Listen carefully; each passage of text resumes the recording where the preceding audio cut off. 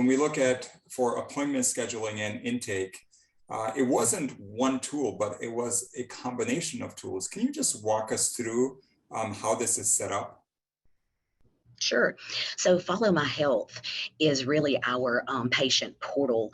Now your most practices are following through because it's going to be a requirement to make sure you have a patient portal accessible for patients. So Follow My Health, we primarily use that for more of our patient portal information for patients as far as they can go there and ask questions. Those messages and stuff actually come directly into their EHR chart. So that's more of a I guess you would say patient to nurse or patient to staff connection, but you can relay information back and forth, but it doesn't actually, for appointments and stuff, it doesn't actually do any kind of scheduling. You can, notify a patient about something, or they can go there and see their stuff, but it doesn't do anything to take off of what I call our critical staff as far as the front desk, the schedulers or whatever. So we use that one for that. VoCall is one of our more recent ones. I'll come right back to it. Vital Interactions, we use it for our appointment reminders. That goes to emails and text messages. So they remind the patients you've got an appointment, this day and this time. And it actually does talk directly to PM, to Allscripts PM. So if if a patient cancels on that reminder, because you can actually indicate actions when you get those initial reminders sometimes from that. And then it also will allow you to send out mass messages to your patients. So let's say that we're going to have to be closed tomorrow because of weather, or we're going to have to close early today because we have no power, or something like that. You can go in there and you can send out messages, mass messages. For instance, with COVID and everything, we've used it more than we ever have, as far as if we started doing a lot of telehealth instead of the patients having to be in office. So we could send a mass message out in Vital Interactions per provider, or per day of the week, or you can pick whatever time period you want, and you can say, this is an option. If you would like to have this as an option or change your appointment, contact the office.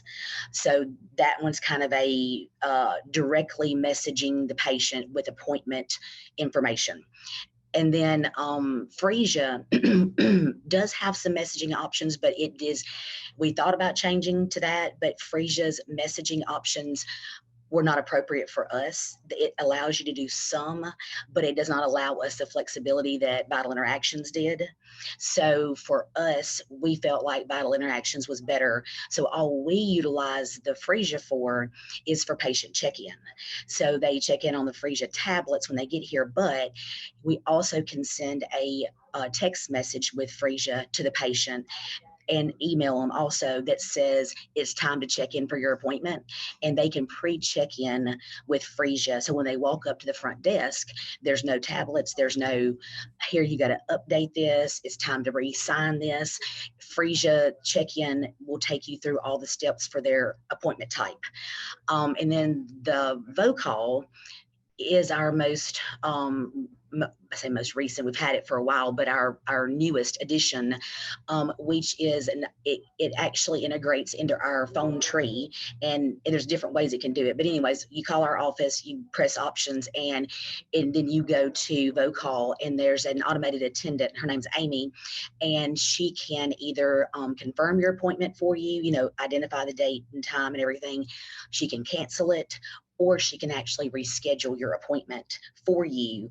And therefore, you don't actually have to talk to anybody. And it does directly link with Allscripts PM. So instantly, when an appointment is canceled or rescheduled or confirmed, it is live in PM at that time. So basically, that has took a extreme load off of our schedulers. We figured out the phone calls every day, like the amount that was just to confirm it.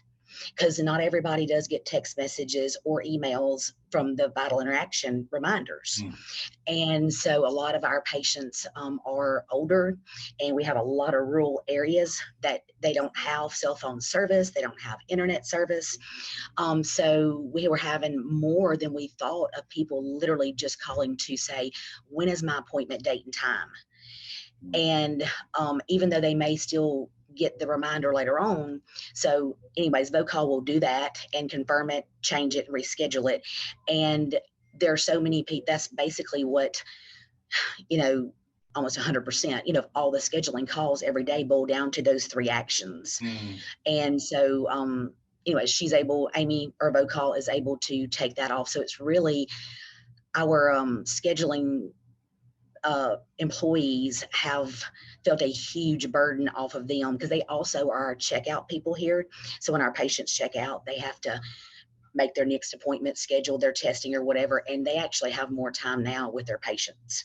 Before, it was not that they were hurrying up the patient, but I'm sure in their mind they were wanting to hurry up the checkout process because their phone had already rang 10 times while they were sitting with that one patient.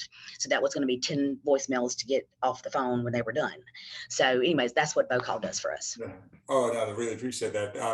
I was also really interested when we first started working together that you kept having multiple options here. What was your thought to having more than one tool? And obviously everyone's, I know, as a solution provider, everyone wants to tell you that there's one tool solves all the issues, but I think as a practice, you've seen that a combination of tool works better. Why is that in your case? I guess I touched on a little bit of it a minute ago. One, like I said, is our patient population. Right. 2 is the accessibility to getting this other information.